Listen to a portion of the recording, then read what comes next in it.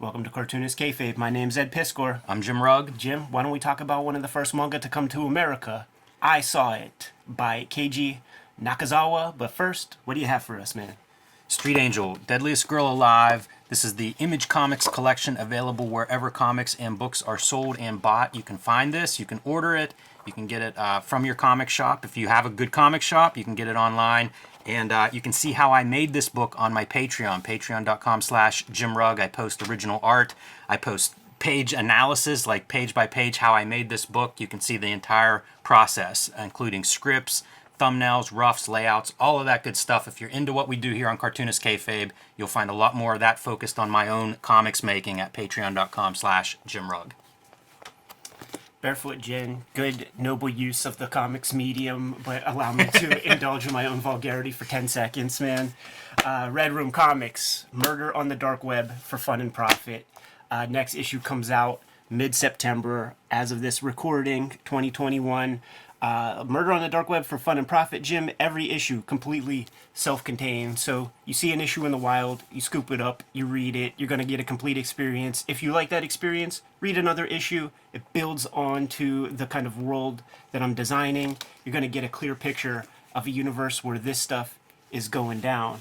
There's going to be a trade paperback coming out in early November. And if you want to check these comics out ahead of time, you don't have a good comic shop in your neighborhood, go to the Fantagraphics website, order the comics directly through them, or go to my Patreon, patreon.com/EdPiskor. $3 for the archive there. I'm serialized in strips every Tuesday. Got over 150 pages worth of stuff up there right now for $3. We're into the 6th or 7th issue at this point. The Rat Queen's issue is being disseminated to the world, man. Hit my link tree up in the description below this video to get to those destinations. I Saw It, The Atomic Bombing of Hiroshima, Survivor Story by Keiji Nakazawa. Jim, this is one of the first manga to be translated into English. He holds the distinction of being probably the first 5 manga that were translated into English, with Gen or Gen of Hiroshima being the first efforts. We read in the Frederick Schopp book, Manga, where he was sort of just mentioning the obstacles to get a comic translated into English. Now you got to white out a bunch of stuff. You got to get good copies of the material. You have a bunch of Shonen Jumps. I have a bunch of Shonen Jumps. That printing ain't all that great, man. Like, where are you going to get that good imagery from? Now you got to flip stuff. And if the cartoonist is very particular, like a Goseki Kojima or Katsuhiro Otomo, now you got to reorient the suits, that these guys are wearing, because they close one way, or swords are supposed to be held in the right hand. There's a lot of toil that goes into producing these comics for the American market in order to keep things true. And sometimes the flip isn't even done on the whole page. Sometimes the panels are cut up and just put in a different order, with the characters, with the artwork still in the same orientation as the Japanese. Like, there's a lot of work. Yeah, this is the translation. Hard to even fathom, like, the initial foray of bringing manga here, trying to figure out a way to make it palatable and readable for an English audience. There's a note in the back, where you're showing, like, sort of the other publications that were around this one, of donations to speed the translation and publication and distribution of future volumes. And it says it's an all-volunteer, not-for-profit organization. So kind of an interesting from a lot of angles, this book. It is such a historical, important piece for American comics and American comics market, but amazing that we have as much information about this, and Frederick Schopp, one of the key contributors, as we do. Pretty great. This imagery here from the very first volume, I saw that in elementary school. There were posters or something. I'm not sure how this was on my radar. Maybe from an anime, and maybe there was a poster in my local mom and pop movie video store. But this imagery is iconic to me, and I've seen it kind of my entire life. But I'm not exactly sure how it was kind of like on my radar that early. Very smart to choose something of this kind of historic significance, something educational. I was going to say, that's, I think, how you would find images like that, is because my copy of Barefoot Gen Volume 1 it's my wife had it, I think, from a class she took. I think it was required reading. So, it's a different channel than we're used to, going through like education and nonprofit to publish something like this. But it does have the benefit of getting in front of maybe a different audience, maybe having a long life. You start putting it in schools, and now you're teaching it. So then you're bringing up this new generation of readers. We were talking off camera, and it's like I read this, and my first thought is Scott McCloud. You think of like a comic scholar getting hold of this early on and really being blown away by it. Rereading it this week, I was super impressed by it, and that's 40 years later after the English publication. I think 1982 publication date for this. So we're almost 40 years later, and it's still kind of an amazing volume. Like I love digging through these back issue bins and dollar bins and quarter bins. I'm sure that's where I found this. And this is what I'm looking for. This is a gem whenever you're going through those things. I didn't know what this was when I got it. I got it before I read Manga, or at least before this part registered as being like, that early English manga translation. So it was just a standout comic, a one-off that's easy to read, easy to get into, a complete satisfying story. It looks different than everything else.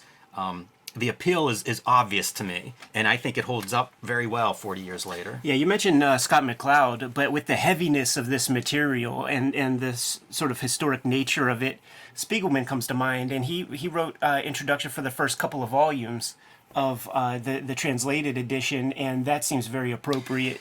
I didn't realize that he was the intro guy. There was a lot of things in this that reminded me of Mouse. Yeah. Searching for food, starving. The oppression in this comic is palpable and really did remind me of some of Spiegelman's work. Yeah.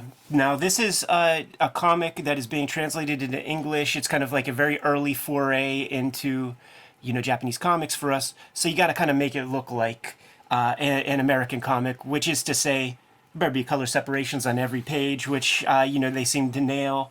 It is a comic book, a little thicker than your average comic, but it's something that we would see and be able to understand here in the States, rather than just putting out like a big tome. Now, what I saw it is this is actually pretty cool too. Where it was first disseminated was in Shonen Jumpu, Shonen Jump. September 1972, there would be one-shots that cartoonists would endeavor to create, get a response. You might get a series afterward, not necessarily of the same subject matter, but in this case, that's kind of how it played out for Nakazawa here. What I saw it is essentially, it was a very, very truncated, like you said, 48-page version or so, 64-page version of Barefoot Gen, of which there are 10 volumes of this thing, and we're talking 10 150, 200-page books, man, a couple thousand pages of story. This is the truncated, this is the almost like the notes for himself, the blueprint, so that he could like lay out his bigger story. We often talk about the origins of, what we call a masterpiece. Barefoot Gen obviously qualifies for that. And this is that origin. This is sort of like the prototype. This is organizing these ideas, and then, at some point in that intro, it says his editor suggested that he expand on this story. But you don't always know what's going to come out. Whenever he sat down and I saw it, it feels like it's a complete story, moving on to the next thing. And in hindsight, or once you have this, then it becomes obvious that, that's pretty rich subject. Maybe you dive a little bit deeper into it, but it's cool to have this as another example of like, how do these great works get made? It's one step at a time. It's not that you sit down and go, I'm going to do 10 volumes, thousands of pages. You sit down and make this story and then realize what you have there. I was reading watching some interviews with novelists, and they said that basically, like, you're not writing a book. You're sitting down and you're writing a couple thousand words a day. You create a situation, a routine for yourself, and you repeat that day 700, 800 times, right. And you have a book in the end. Also seems super appropriate given the sort of difference between American comics culture, Japanese comics culture. We did that Mouse edition, that Mouse episode for Volume 1, and there was a proto strip that Spiegelman did. Perfectly American, that it's like a 4-page strip, and that Nakazawa did a 40-page strip. Yeah, right. As like, this is my test, man. Just knowing how, Japanese comics are put out there, man. 20 pages a week, something like this. It's a big undertaking, and what a compelling story. The kid, is in Hiroshima. He's a young boy whenever the bomb is dropped, and then to go on to become a manga artist, like it's just it's so obvious that like you've got to do a story about this. There's no choice. Like if you grow up and you go to school with Jeffrey Dahmer, there's a certain comic that only you are ever going to be able to create. I don't know any other cartoonist that went through what Nakazawa went through. His destiny was foretold, man. And look at just like these levels of detail. Like, this is nonverbal stuff. They're not talking about this, but if you read the history, like, you know that they would have to put these like blinds on their lamps so that they didn't send a fucking beacon up to the Enola Gay hanging above their head, about to drop some shit on them. Yeah, they give such good context for that too. They talk about how like the bombing raids are almost daily now. Really harrowing. He does a good job of painting a portrait of what life was like before the bomb, you know, where his family was going to shelters during the day, food was short, you know, his family's struggling. It's one of the main themes throughout this whole story is his mother's struggles to provide for him both before and after, you know, after most of his family is wiped out. So his pops had some art chops, and isn't this like one of the most beautiful It's really great. fucking illustrations you've ever seen? And like, don't you wish you could draw like that? It's amazing. It's so simple and perfect and well represented in a comic. All of that stuff, he makes it look easy, and believe me, that is not easy what he's pulling off in those panels. Not at all, man. Family is established, rich family. Like, there's a couple of siblings, mother, father, very loving house. You know that ain't gonna be for long, man. Yeah, even showing like the older brother, what he's doing, you know, he's working for the war effort, while everybody else is just scrounging and scraping and looking for food. Even the kids looking for food. Yeah, everybody's got to do their part.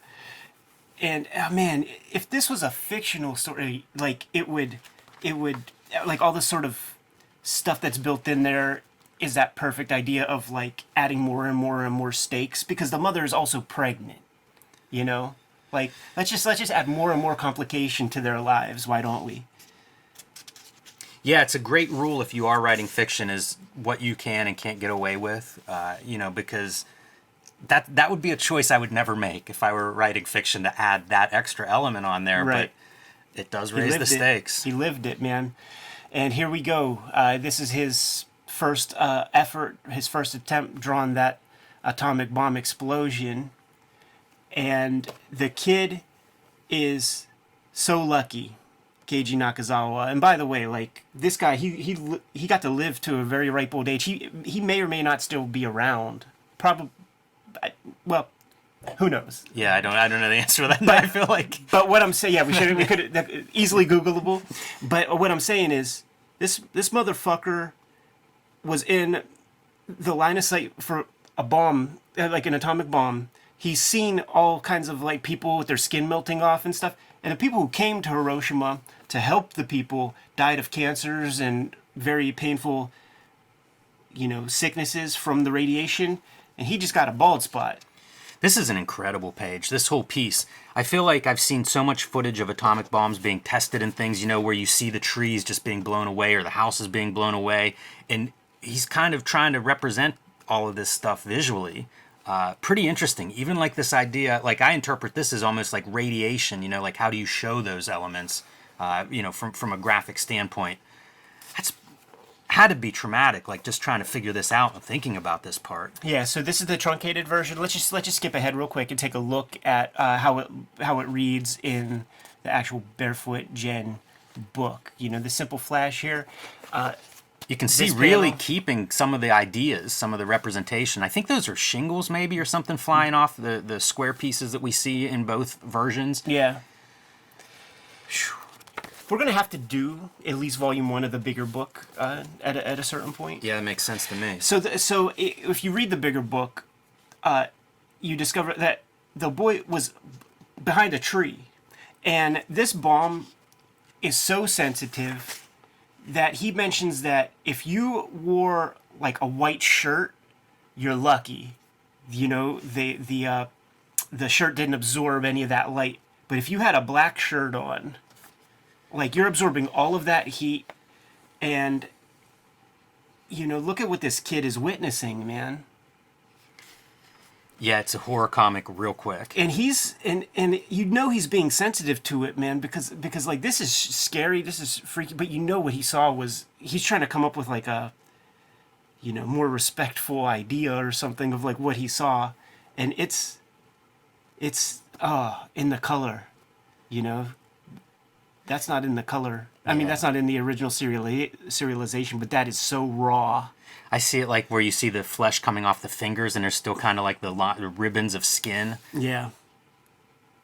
And he sells it, man. He's like, like these people were hunched over and they were almost like crawling, but it's the least painful way they could move. This panel means a lot to me, man, where he's just like, what happened? Like this, he's a little boy living his life. Something happens in the blink of an eye. It's Wizard of Oz, or like opens his eyes and everything is destroyed. Jesus. Yeah, hard to imagine, and equally hard to imagine drawing something like that. It's a lot of groundbreaking stuff, I imagine, from his point of view and from the reader's point of view of like representing this stuff visually, because it really is like the worst horrors, and imagine in Japan no less, like the worst horrors you could possibly try to depict, I assume. Just running, like looking for his folks and steps on a severed arm. That's bad. I thought this was interesting of the lady who's like a window exploded and she's all glass embedded in her but still walking and in shock. And Mama's safe, man. Mama's safe, but she has bad news. Now in the Barefoot Gen comic, it's sold differently. Like you see these feet sticking out, and that's like the one sister or whatever. In it might be in volume 2, but in the Barefoot Gen comic, you see, when you do something like this, thoughts come into your mind, right? Like, I think I know a better way to sell this moment. And salesmanship, like, you don't get much selling necessarily from a couple of feet, but you draw everybody's face in there with your littlest brother, halfway coming out, and just, like, look at that. Yeah, it's tough. It's tough to read this sequence, like watching her family burn to death. Yeah. And nothing she can do to help. Oh, man. Yeah, super tough. Harrowing stuff. If you just saw this image, you would just think it was from a Golden Age horror comic or something. Yeah, you really would. It makes me curious, like, what this looks like in black and white. I think the color probably softens it a little bit. Yeah.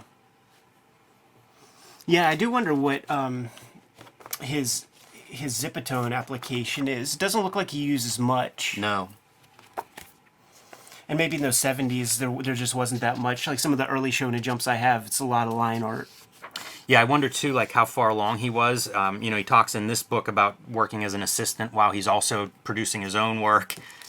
So that may be a reason for the lack of screen tones and stuff in there.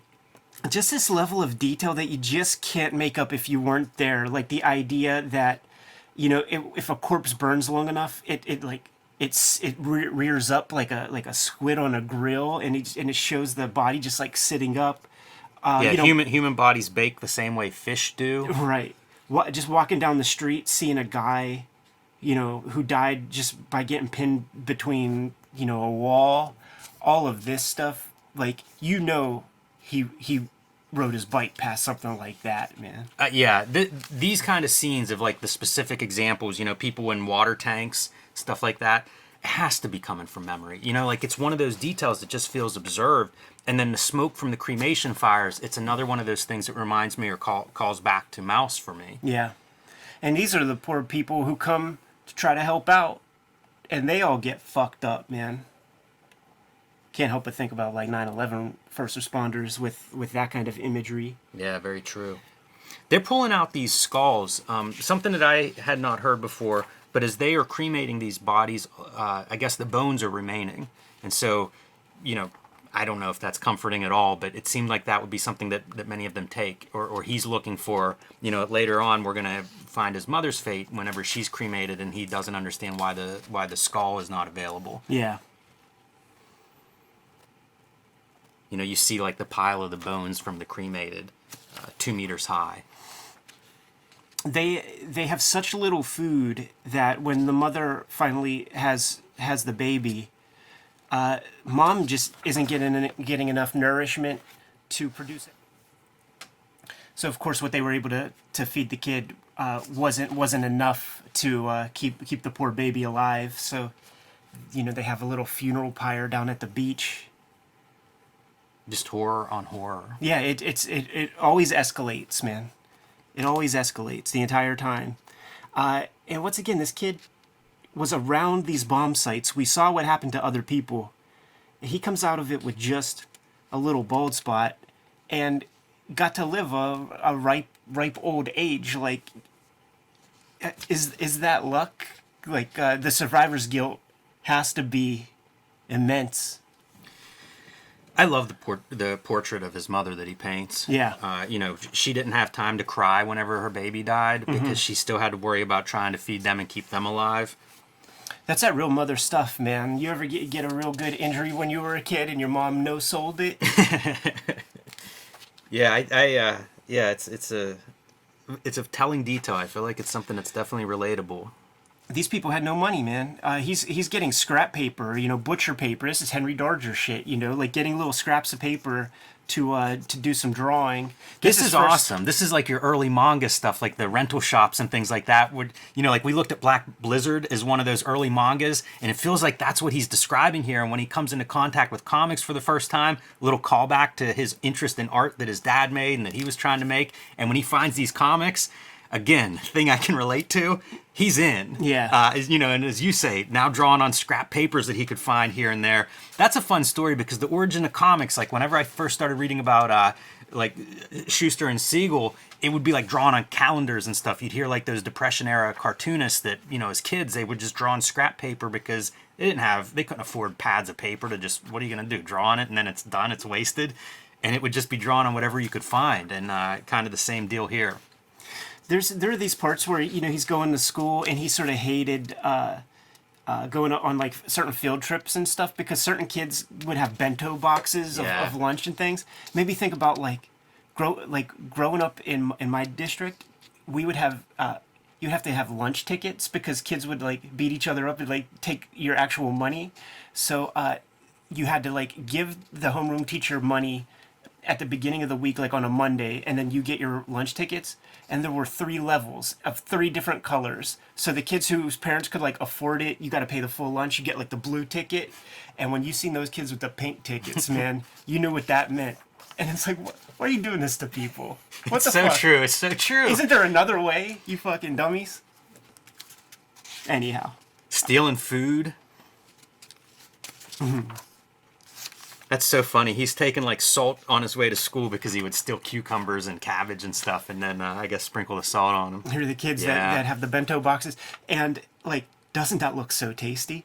He's like fetishizing like the food while he eats his 10 yen loaf of bread. Always working, man. Like that cartoonist POV shot, right? Like right behind the shoulder. We've seen that maybe 3 or 4 times up to this point as he just keeps grinding. His mom is finally getting a little more worse for the wear. Yeah, it's taking a toll. Yeah. Worked as a sign painter before he got into the comics, which is kind of cool. I always think design, sign lettering, all that stuff is useful for a cartoonist. It's kind of neat to see that background detail. This image, like working as the assistant, is fucking awesome to me, man. Because you see, like, the Japanese, like, the mangaka setup lacks all fucking pretense, man. Like, when you see American studios, man, like, you got the whole table that inclines, you got all this space, you got a million bookshelves and stuff. When we watch Man or whatever, they just have these, like, lapboard things, and his looks like there's just, like, I don't know, a 3-ring binder underneath a piece of wood to keep it up, so it's not even, like, one of those, tripod drafting board things that you see. Yeah, it looks like a desk lamp. We have the elaborate, nice round lamps and things. Yeah. But look at this, dude. They do have the Chris Ware gimmicks, man. Hang those pages up. Yep. And now he's finding love And one of the things that carries the story the rest of the way is he wants to bring his mother to Tokyo with him. You know, he wants to be a provider. He saw how much she sacrificed in her life, never remarried, always put the kids first. And now he's in a position where he can help out in a real way. This is a beautiful sequence with the mother crying for the first time he ever saw her cry, and has all of his magazines. And it's such a cool moment because you think of her as being so poor, not indulging in anything, but so happy and supportive of him. You know, from a distance, never made it to Tokyo, but able to buy those magazines that his comics appear in, and so proud of that. She told him, man, you need to get the heck out of here. Like, you need to go to Tokyo. Like, that's where all this stuff is happening. If you know, the American equivalent is like you had to go to NYC, print capital of the country, in order to like make those kinds of dreams happen. Ultimately, mom dies, man, and it's this bit that, you know, is probably might be a little specific to the Japanese idiom or something, but he's cursing mom, you fool, why'd you do that? I was so close. Yeah, I wonder how much of that is a translation issue. Mm-hmm. You know, trying to figure out how to express whatever was in there, or if it was legit. You know, like why not be mad at? That's true. You know, Stage your loved of one. grief. Sure, absolutely. So now here's the thing that you alluded to earlier, Jimmy. It's time to cremate mom, and he remembers that the bodies that were cremated back in Hiroshima, you know, however many years ago, the bones would be left. And that is not the case for mom. She just turns to a damn powder, and he hypothesizes that something about that radiation like stuck with her, turned her bones into some kind of brittle substance, and even that, you know, is added insult to injury because he thought he was going to have those bones to bury or something. I think it's really interesting his kind of vow here of, you know, like that damn bomb and the murders, and he seems obsessed with like telling this story, bringing these people out, making them, you know, take some responsibility, exposing them for what they are. And this is one story in the beginning of his career in a lot of ways. Yeah. And that's the outline of his career. You know, when he wrote those panels, I don't think his plan was, I'm going to do thousands of pages on this subject and I'm going to lecture on this subject. But that's what happened, and it's like, you look back, it's right here. This is the page. This is his Punisher origin, where he commits to this is what he's going to do with his life. It's wild, you know. It's like on a subconscious level, as a writer, he knew more about his life and what was to come than he probably did consciously. Sure. And we got to have our page of like he's of an older generation now, right? So we have to have like that frivolity of the youth and stuff, man. You know, having excess food and confections, no doubt, man, and just throwing it on the ground. Like, I didn't like that, you know, seeing lovers live very casually, you know, kind of a hippie even. Yeah, peacetime. Wish I could have been born then. And then he's like, listen, I survived a fucking atomic bomb blast. I'm gonna start smoking. Ain't nothing gonna fuck me up. And again, some context material, you know, like we're reading a comic that we've never seen anything like this at all in the early 80s. Tell us what we just read, dude. Yeah, and like, let's look at these notable works, man. Suddenly One Day, you know, The Day of the A-Bomb, Okinawa, Life in Wartime and Post-War U.S.-Occupied Okinawa. I saw it, the piece that we just read.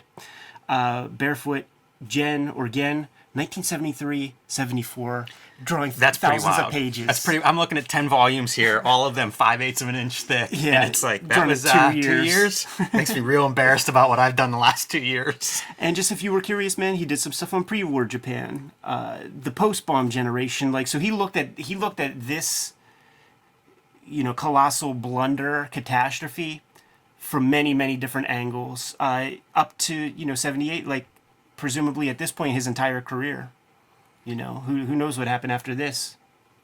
But he was still around, you know, like, you take a look at, this is him, you know, what year is this volume?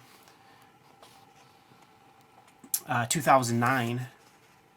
You know, lives with his wife in the suburbs of Tokyo, remains actively involved in the work of Project Gin, retired from cartooning. Amazing. Incredible to think of what comes out of this story. Right. Yeah. I mean, this was like I said, it was an iconic work, and he holds the distinction of being the first mangaka translated into English. How could this not be cartoonist kayfabe fodder, Jimmy? Yeah, the only question is how it took us so long to get here, but there's so many good comics in so little time. But I am glad that we sat down with this one. That's goddamn right, man. And there's some more reading to do. Kayfabers, like, follow, subscribe to the YouTube channel with the bell. Will notify you when new vids are available. What you got, Jimmy? Join me on patreon.com/JimRugg, where you can see how I make comics like Street Angel, Deadly Squirrel Live. You can see my original art, scripts, layouts, the whole process for how I make the comics I make at patreon.com/JimRugg. Red Room Comics in the Wild, Murder on the Dark Web for fun and profit. Go get your hands on those comics. Every issue completely self-contained. Go to your local comic shop, scoop up the comics, or go to the Fantagraphics website.